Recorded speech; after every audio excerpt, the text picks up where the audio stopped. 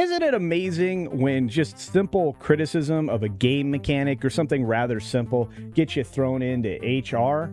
Well, that seems to be what was happening over there at Ubisoft with the toxic gamer talk that called the shortcomings of the game something into question. Don't believe me? Well, we're going to talk about it on That Gameplay. Hi friends, it's me, CC, here with the amazing Nolan Thunder and the incredible Stone Cold Loki. Gentlemen, how are you doing today? I'm pumped to talk about some DEI. Plenty of that. Keep my hands warm by the Ubisoft fire as usual. I mean, when the weather outside is frightful, there's nothing better than toasting your palms on a little trash fire over at Ubisoft. Yeah, and there's plenty. I mean, we've got lots to cover. You guys are going to see stories out of Ubisoft for probably the next 5 months, because that apparently is when we're going to see this Assassin's Creed game and maybe some fixes to the broken Star Wars game. But we're going to take a look at why things are so very broken at Ubisoft. Why? Well, Ubisoft developers reportedly reveal that the company brushes off legitimate criticism as toxic gamer talk, and DEI policies have led to brain drain because nobody wants to work with them. In fact, they're pushing the good people out in order to bring the unqualified people in. This story coming to us on September 27th by John F. Trent over at thatparkplace.com, our sister site. We've got alleged Ubisoft developers claiming that company ignores legitimate criticism of its business practices and games or brushes it off as toxic gamer talk. They also claim that the company's DEI policies have led to loss of talent, both technical and expertise, and as well as creativity. That was not what those words said. I will read that again. They also claim that the company's DEI policies have led to the loss of talent in both technical expertise as well as creativity. Gentlemen, have you heard these rumblings as well? This is kind of crazy. This is new to me, but it lines very well with the modern sense of how you deal with criticism when you work for a company, which is you disable the comments, you mark everyone as, ist, foe, whatever. And they're calling this toxic gamer talk. Apparently, they've never been in a 2006 Xbox Live lobby to hear some actual gamer talk. It's pretty soft, the criticisms they've been getting compared to how bad it could really be. And it sucks when you live in a world where people can't differ constructive criticism from what is actually hate amongst people. And acting like this isn't going to make it any better.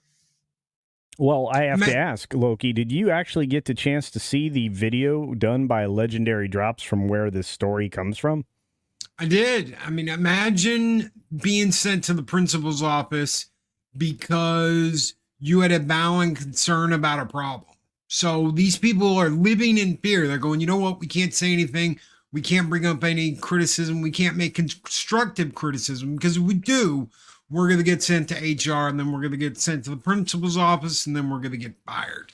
So they just keep their mouth shut. Everybody keeps their head down, makes something passable. The last thing Ubisoft said was, gamers expect too much. Out of $1 billion company that has hundreds of millions of dollars to throw behind its games, you're dang right we expect a lot from hundreds of millions of dollars in development, 5 years worth of work. We expect a masterpiece, not a floating, Yeah, I know where you were going, and you can't even polish one of those that are floating in the bowl. But look, the question asked by everybody, including obviously Legendary Drops in the course of that legendary video, Ubisoft, they were asked how Ubisoft goes about internalizing and discussing general criticism from players and the rest of the industry, whether it's its repetitive design, agenda-driven content, which they deny, which we know they're lying about, and predictable games.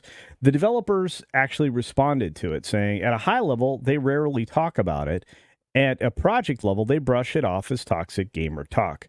As Asmongold correctly pointed out in one of his videos, Ubisoft is filled with toxic positivity, which you guys have started to hear more frequently from this channel and many others. This is what these companies suffer from, the lack of ability, as Nolan suggested to deal with actual constructive criticism and put it to work for them in a good way so that they don't release, as Loki said, broken, terrible games. Because really, if you look at Ubisoft right now, they will now have a success of 5 straight games in failure.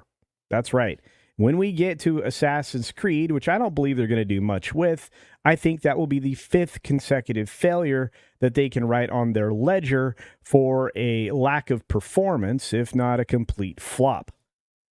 Gentlemen, I'm going to ask you one more time before we jump into the Ubisoft Assassin's Creed part of the story. What do you think that they could do to actually make this work? How could they improve here? You start off by going through everyone in the company and figuring out where the problem is. You've got to go deep and you've got to figure out where your problems are. And you have to be able to take constructive criticism. You have to be able to go, okay, guys, give me the problems with this idea, and actually have people speak up instead of sitting there in terror, worried if they open their mouths, they're going to lose their jobs. This isn't working, obviously. These companies are billion-dollar companies. You've got EA, you've got Ubisoft, you've got all these companies that are afraid to do anything because they're afraid to offend anyone, including anyone that works there. You've got to let that go. You got to man up. You got to make games. You got to make them entertaining. You got to give the fans what they want, because guess what? They can smell a fart in a car, and that's all you've been doing, Ubisoft, is farting in the car. Yeah, I agree. I agree. That's very much a picture that you've painted for everybody there, Loki, something that their olfactory senses are probably not enjoying at the moment. But I will say this. They also went about being asked about what Japanese gamers think, this particular developer, and they stated that the criticism hasn't been talked about, and Ubisoft only issued demands that we mustn't engage with discussion on that topic publicly. Why? Well, probably because they've been misleading the public. They've been trying to gaslight the public when it comes to this particular aspect. And also they're trying to sweep this under the rug. You can't hide from Japan, Ubisoft. Can you? Nolan, what do you think the results are going to be in Japan if they release this game the way it is now? It's going to bomb. Like, it's probably going to bomb even harder than it will in America. I've just been here thinking for like the past 2 minutes about what they can do to save this game. And I think Japanese culture has already rejected it. They're not going to give them another chance because they know from the headlines how much they've basically been kind of backhand complimenting them. It's like, yeah, we love Japanese culture, but we're also rewriting Japanese culture. And in the American side of things, you have to look at trust is a very hard thing to get back. I'm thinking, like, what if they decided to completely, race swap the character to maybe make it more historically accurate? What if they decided to go all Stellar Blade with the character designs to try to just do anything they can to make this sell? I don't think that could actually save this game, because people don't trust this company and they don't want to reward them when they were already talking so bad about the people they were trying to market to. And especially in Japan, I don't think they're going to get a second chance. And I don't know if we're going to keep seeing Assassin's Creed games released over there, because I think it could be historically bad how poor this is going to do in that region. Well, and Japan doesn't take kindly to cultural vandalism, especially since they revere their own culture and their history. This is going to go badly, but at the same time, it could be mentioned, you didn't quite go as far as I would, Nolan, and say we may not see any more Assassin's Creed games ever, because I'm not sure to what extent Ubisoft is going to be able to weather this particular storm. You're looking at multiple quarters consecutively where you're going to have significantly underperforming games at this current leadership, and a desire for the minority to take the company either private or force a change in leadership. Either way, it looks pretty bad for them overall. But to continue on with the story and hopefully bring us to our rough conclusion here, apparently it's not unheard of for studios to give away this free toxic positivity. Firewalk Studios and PlayStation engaged in a similar practice with Concord, and after significant backlash to the game being showcased during the PlayStation State of Play, which they just had one that we covered live here on that game place not that long ago, we also weren't super thrilled with the majority of things presented at that one. But hey, we're just going to say what we want to say. And if you guys have a problem with it, I can't help you. But the presentation at the end of May actually had Firewalk Studios director of IP, Kim Krines, who I don't know if she's still there, eventually addressed in an interview with the VGC nearly a month later. Yes, the VGC, a standout of butt kissing in the industry, for lack of a better way to put it. I am filtering my words today, guys. Anyway, so yeah, that trailer, the moment is such a tiny slice of everything that we've been working on for years and years. We're excited for the game and for the IP, and for the game to be in people's hands, the IP to be in people's minds. And it was there for a grand total of 2 weeks. So congratulations. You were unfortunately in a fart in a car that the windows were open in. So, there's that. Anyway, thank you, Loki. She continued, I'm personally very excited for the IP for folks to delve into the Galactic Guide, if that is something they choose to do, for these vignettes to come out on a weekly basis. We didn't see one of them, as far as I know. You'll start to fall in love with the depth of the characters. That's doubtful. And no, that didn't happen. That's something that you'll learn week to week. Their personalities will unfold, and whoever's sleeping bag they're in will also unfold. You'll get to know who's sleeping with who that week. I'm sure that's impressive and interesting to some. Anyway, none of that is something that you can get in a tiny little slice of. No, but you can show something that makes the gameplay look compelling, make the character models look good, and at least interest some of your audience. We can go on, but the reason that they got to that point ultimately is because they didn't accept the fact that they were producing an inferior, ugly, and unplayable game for most people. I'm going to leave this with you, gentlemen. Let's start first with Loki.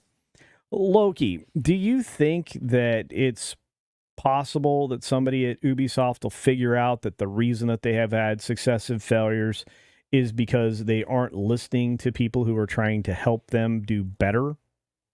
I highly doubt it. I'm sure that the Ubisoft employees think that they're just the cat's meow and they know everything and they've been around for so long and the company's it's going to keep being around, so it's not going anywhere. Little did they know. If they aren't listening to anybody now, I don't expect them to listen to anybody later. They aren't listening to their customers. They don't care about gamers.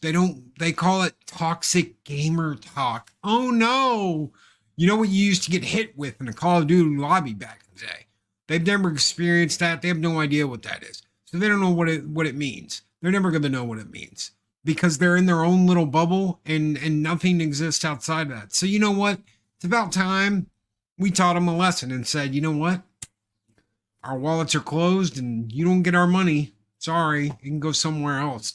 To a company that makes, that's a lot smaller, but works really hard to make a good game. And that's really, really true, Loki. That's really, really true. Nolan, your final thoughts on this catastrophe that is still ongoing if they aren't going to actually do something significant to Assassin's Creed Shadows?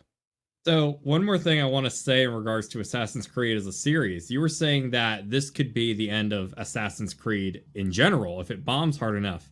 I think if Ubisoft decides to go bankrupt, I think, and emphasis on decides to go because they could have made some corrections prior, I think we'll get one more Assassin's Creed game, but it will be a pathetic mess. Like, we'll get something that's insane, kind of like when before Acclaim closed, what they did with the BMX series before they closed. I think we'll get like Assassin's Creed in space or something like that. Like something so absolutely ridiculous that just like a latch-ditch effort to capitalize on something really big, whether it's like a GTA, Fortnite, Halo. They'll try to become a completely different thing that they're not, and then the company will probably implode on itself. I would love to see, hopefully, like someone can come in, like they can go private and maybe someone could step in and be this big white knight for them, Gandalf in the East or whatever. But I don't see a very bright future ahead of Ubisoft if they don't make a course correction. And I think they're too close to that iceberg as it is. Yeah, I think so too. And I one last thing I think I will mention is that I don't know if Ubisoft will be in its current state of existence a year from now.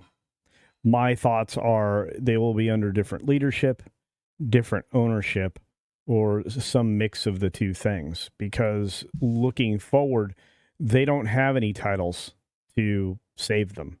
The last opportunity is Assassin's Creed. X Defiant has failed. You have Star Wars, Outlaws failed. And now you're going to have Assassin's Creed fail. Rainbow Six is falling apart. I mean, I can go on, but this is not the place to be if you're running this company. So let us know, folks, what you think. Do you think Ubisoft is going to be around in a year? Do you think that maybe we're overestimating the damage that's been done? Do you think they can actually save this game somehow and make it compelling enough for it to sell and make money?